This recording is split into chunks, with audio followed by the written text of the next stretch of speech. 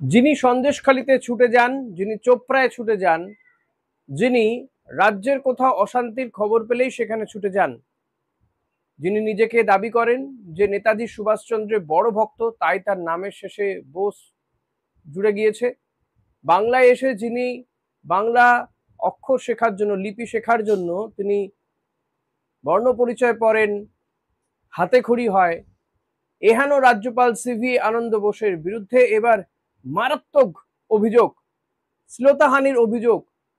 আর যে সে করেনি সেই শ্লীলতাহানির অভিযোগ করেছেন যিনি রাজভবনে কর্মরত ছিলেন 2019 সাল থেকে, যিনি রাজভবনে কর্মরত ছিলেন, যদিও তিনি অস্থায়ী কর্মী।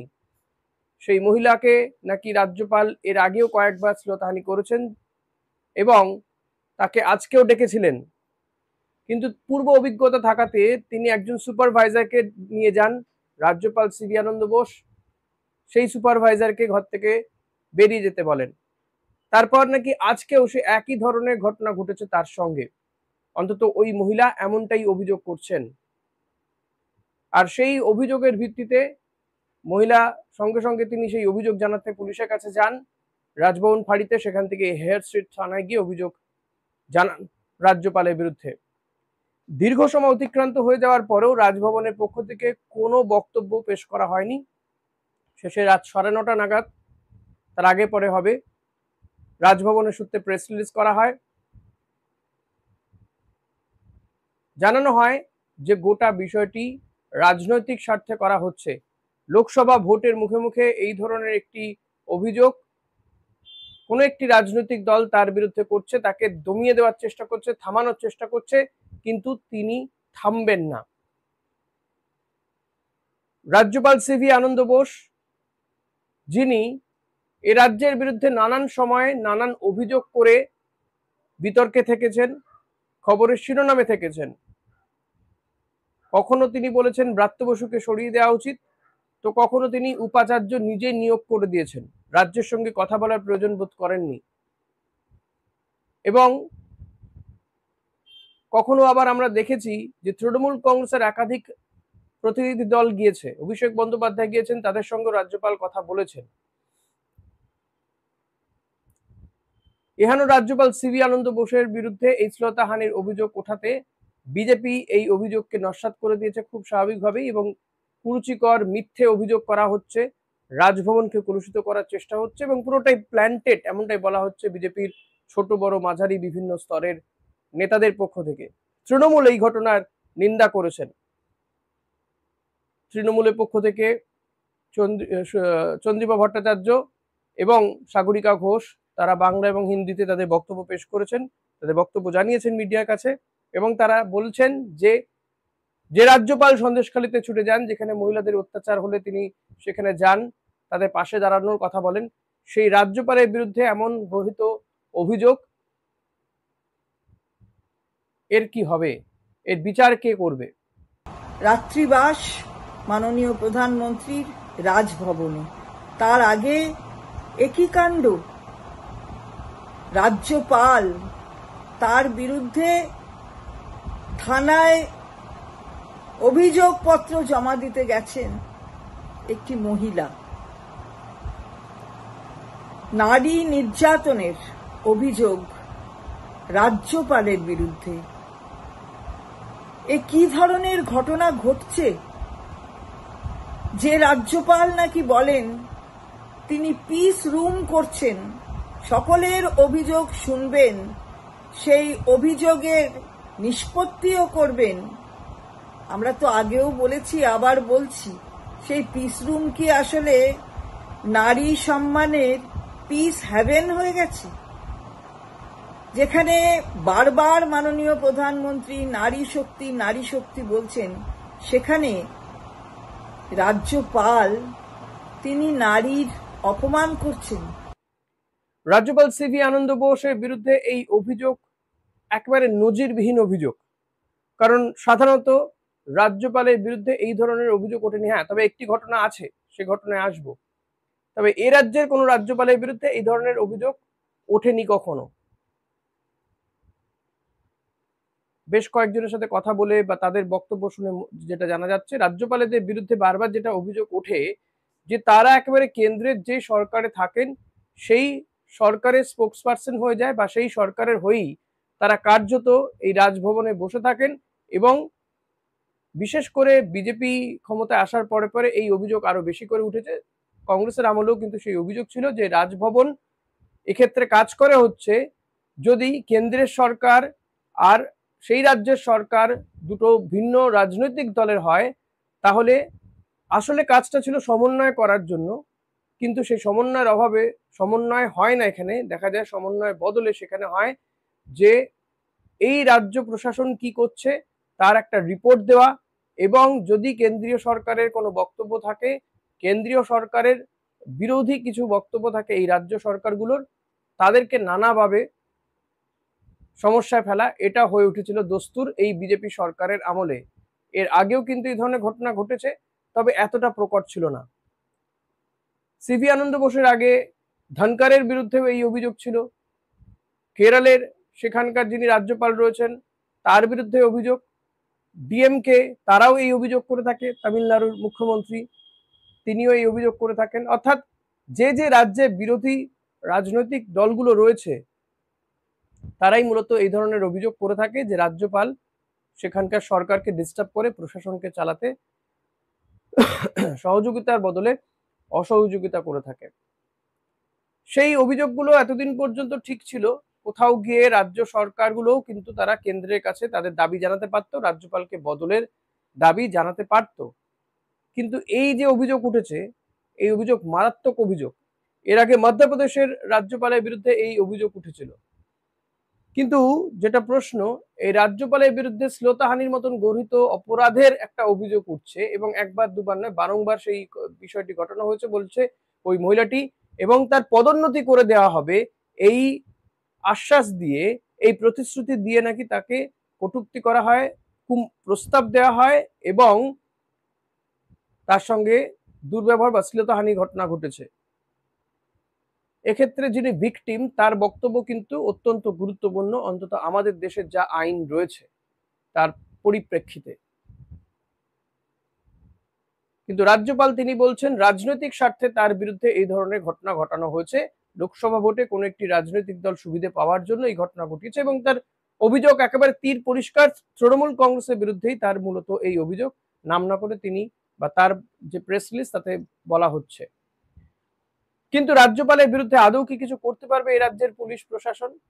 উত্তর হচ্ছে না, কিচ্ছুটো করতে পারবে না। সংবিধানের রক্ষা কবচ রয়েছে, রাজ্যপাল বা রাষ্ট্রপতির বিরুদ্ধে কিচ্ছু করতে পারেন না, অন্তত ফৌজদারি মামলার ক্ষেত্রে কিছু করা যাবে না। রক্ষা কবচ রয়েছে, আইনি রক্ষা কবচ রয়েছে। রাজ্যপালের বিরুদ্ধে কোনো কোনো পদক্ষেপই করতে পারবে না পুলিশ প্রশাসন, না তাকে গ্রেপ্তার করতে পারবে, না তাকে জিজ্ঞাসাবাদ করতে পারবে, কিচ্ছুটুক করতে পারবে না। যেটা করতে পারবে, তারা এই ঘটনা একটা হয়তো তদন্ত চালাতে পারে, তদন্ত করে তারা সেটা রাষ্ট্রপতির কাছে পাঠাতে পারবে, এবং সুপ্রিম কোর্টের দ্বারস্থও হতে পারে। রাষ্ট্রপতির কাছে রিপোর্ট দেবে, এরপর রাষ্ট্রপতি যদি মনে করে যে হ্যাঁ এই অভিযোগের সারবত্তা রয়েছে, তিনি হয়তো সেক্ষেত্রে কোনো পদক্ষেপ করতে বলতে পারেন, বা কোনো পদক্ষেপ করা হতে পারে, তাকে হয়তো সরিয়ে দেওয়া হতে পারে। কিন্তু সবটাই ডিপেন্ড করছে রাষ্ট্রপতির কাছে, কি রিপোর্ট যাবে, রাষ্ট্রপতি কিভাবে দেখবেন। এক্ষেত্রে ইতিমধ্যে আমরা যেটা জানতে পারছি, পুলিশের পক্ষ থেকে রাজ্যের স্বরাষ্ট্র মন্ত্রক বা স্বরাষ্ট্র দপ্তরকে জানানো হয়েছে, রাজ্য সরকারকে ইনফ্যাক্ট জানানো হয়েছে গোটা বিষয়টি। রাজ্য সরকার কোনোভাবে কেন্দ্রীয় সরকারের কাছে বিষয়টি জানাবে কিনা জানা নেই। এর আগে এই রাজ্যপালের বিরুদ্ধে নির্বাচনী আচরণবিধি লঙ্ঘনের অভিযোগ উঠেছিল। এমনকি নির্বাচন কমিশন ভোটের প্রথম দফাতে কোচবিহারে যেতে বারণ করে দিয়েছিল রাজ্যপালকে। সেই জায়গায় দাঁড়িয়ে রাজ্যপালের বিরুদ্ধে শ্লীলতাহানির মতন একটা অভিযোগ উঠছে, এবং মহিলা যিনি এই অভিযোগ করছেন তিনি নিজে থানায় গিয়ে অভিযোগ করেছেন। ফলত গুরুতর অভিযোগ। রাষ্ট্রপতি একজন মহিলা, তিনি কি পদক্ষেপ করবেন সেটা বলা সম্ভব নয়। তবে কিছুটা অন্তত আজ করা যেতে পারে যে হয়তো রাষ্ট্রপতি কাছে যদি রিপোর্ট যায় এবং তিনি মনে করতে পারেন, বা রাষ্ট্রপতি তো ইনফ্যাক্ট আমাদের দেশের রাষ্ট্রপতিরা খুব বেশি কাজ করতে তাদের দেখা যায় না, তারা সেটাই করেন যা কেন্দ্রীয় সরকার বলে। কেন্দ্রীয় সরকার যে ফাইল দেয় তাতে শুধু সাইন করেন। সে কারণে দেখা গিয়েছে যে রাষ্ট্রপতি এমন একজনকেই বাছা হয় যিনি কেন্দ্রের সরকারের কথা শুনবেন, তাদের বিরুদ্ধাচরণ করবেন না। যদিও অতীতে বিরুদ্ধাচারণের যথেষ্ট রেকর্ড ছিল, কিন্তু বর্তমান সরকারের আমলে তেমন রেকর্ড দেখা যায় না। বিল ফেরত পাঠিয়ে দিয়েছে এমন দেখা যায় না। কিন্তু রাষ্ট্রপতি একজন মহিলা হওয়াতে তার উপরেও একটা প্রেশার থাকবে যে একজন মহিলার বক্তব্য আর্তনাদ তিনি শুনলেন কি শুনলেন না, তা নিয়ে একটা রাজনৈতিক জলঘোলা হয়তো হবে। কিন্তু যেটা বিষয় যে রাজ্যপালকে কিন্তু এত সহজে কাবু করা যাবে না। সংবিধানের 361 এবং উপধারা বলে রাষ্ট্রপতি এবং রাজ্যপাল তাদের কিন্তু রক্ষা কবচ রয়েছে, ফলত তাদের বিরুদ্ধে কোনো পদক্ষেপই করা যাবে না। যদিও আমরা দেখেছি এ রাজ্যের রাজ্যপালকে বারবার তৃণমূল কংগ্রেসের পক্ষ থেকে পদ্মপাল বলে অভিযোগ করা হয়, ফলত এমন একটা অভিযোগ পেয়ে তারা যে মাঠে নেমে পড়বে এটা তো বলাই বাহুল্য। এবং বিজেপি এই বিষয়টাকে তারা সমালোচনা করছে, খুব স্বাভাবিকভাবে কুরুচিকর বলছে তারা, এবং একেবারে এতটা নিচে নামতে পারে কেউ এমন বক্তব্য শোনা যাচ্ছে। কিন্তু রাজ্যপালের বিরুদ্ধে এমন অভিযোগ কবে ঘটছে যেদিন কিনা দেশের প্রধানমন্ত্রী নরেন্দ্র মোদী তিনি রাজভবনে থাকছেন, অর্থাৎ তার রাজভবনে থাকার কথা, সেই দিন রাজ্যপালের বিরুদ্ধে এই অভিযোগ উঠছে। যেই প্রধানমন্ত্রী বলছেন যে সন্দেশখালীতে মা বোনেদের সঙ্গে অত্যাচার করা হয়েছে, অত্যাচারীদেরকে গার্ড করেছে তৃণমূল কংগ্রেস। যেই প্রধানমন্ত্রী নরেন্দ্র মোদীর শরিক দল জেডিএস, সেই জেডিএস এর এক নেতা প্রজ্জ্বল রেভান্নার বিরুদ্ধে মহিলাদের সঙ্গে অত্যাচার করা, তাদের নির্যাতন করা এবং তার ভিডিও করে রাখা, ব্ল্যাকমেল করা, এমন অভিযোগ রয়েছে। প্রধানমন্ত্রী তিনি নিজেও তার হয়ে সভা করতে গিয়েছিলেন, নির্বাচনী জনসভা। ফলত যথেষ্ট এই ঘটনার পরে পরে কিন্তু প্রধানমন্ত্রী বা কেন্দ্রীয় সরকারকে বা কেন্দ্রের শাসক দলকেই মূলত টার্গেট করা হচ্ছে, এটা বুঝতে বিরাট বড় রাজনৈতিক বিশ্লেষক হওয়ার প্রয়োজন পড়ে না। এবং এতে কিন্তু কিছুটা হলেও চাপে থাকবে কেন্দ্রের শাসক দল বিজেপি। আপনাদেরকে যেমন জানিয়েছি যে মধ্যপ্রদেশের রাজ্যপালের বিরুদ্ধেও এই একই অভিযোগ উঠেছিল, কিন্তু বিশেষ কিছু করা যায়নি। তবে মেঘালয়ের রাজ্যপালের বিরুদ্ধে এমন একটি অভিযোগ উঠেছিল 2017 সালে, তার বিরুদ্ধে অভিযোগ উঠেছিল এবং রাজভবনের 100 জন কর্মী রাষ্ট্রপতির কাছে তারা অভিযোগ জানিয়েছিলেন লিখিত, রাজ্যপালের বিরুদ্ধে এই শ্লীলতাহানির মতন গর্হিত অপরাধের অভিযোগ ছিল। তো এই ভি সনগুনাথনের বিরুদ্ধে অভিযোগ ওঠাতে তিনি পদত্যাগ করতে বাধ্য হন। এখন আমাদের রাজ্যপাল সিভি আনন্দ বোস তিনি কি করবেন? তিনি কি পদত্যাগ করবেন নাকি তিনি লড়াইয়ের ময়দানে থাকবেন? এখন রাজ্যপালের বক্তব্য শোনা গিয়েছে এবং পরবর্তীতে আর কি বেরিয়ে আসে এই ঘটনার পরিপ্রেক্ষিতে ওই মহিলা তিনি তার বয়ান রেকর্ড হবে নিঃসন্দেহে, অর্থাৎ যে প্রসিডিওর রয়েছে সেই প্রসিডিওর মেনে হয়তো সবকিছুই হবে। কিন্তু এই ঘটনার মোড় কোন দিকে নেয়? রাজ্যপাল কি তিনি নিজেই সরে যাবেন, পদত্যাগ করবেন, নাকি তিনিও এই লড়াইটা এই লড়াইটা শেষ পর্যন্ত দেখতে চাইবেন, শেষ হাসি হাসতে চাইবেন? যদিও তিনি বলেছেন, বার্তা দিয়েছেন যে তিনি থামানো যাবে না তাকে, তিনি লড়াই চালিয়ে যাবেন বলে অন্তত জানা যাচ্ছে। কিন্তু যত সময় গড়াবে, প্রধানমন্ত্রী এসেছেন, তার সঙ্গে নিশ্চয়ই এই বিষয় নিয়ে আলোচনা হবে বা তার কিছু বার্তা থাকবে। কেন্দ্র এই বিষয়ে কি পদক্ষেপ করে, রাষ্ট্রপতির কাছে কি রিপোর্ট যায়, আগামী দিনগুলোতে অতি অবশ্যই এই বিষয়ে নজর রাখতে হবে। তবে নিঃসন্দেহে ভোটের মুখে এই ধরনের একটি অভিযোগ, মারাত্মক একটি অভিযোগ উঠছে খোদ রাজ্যপালের বিরুদ্ধে, যার খুব একটা নজির নেই।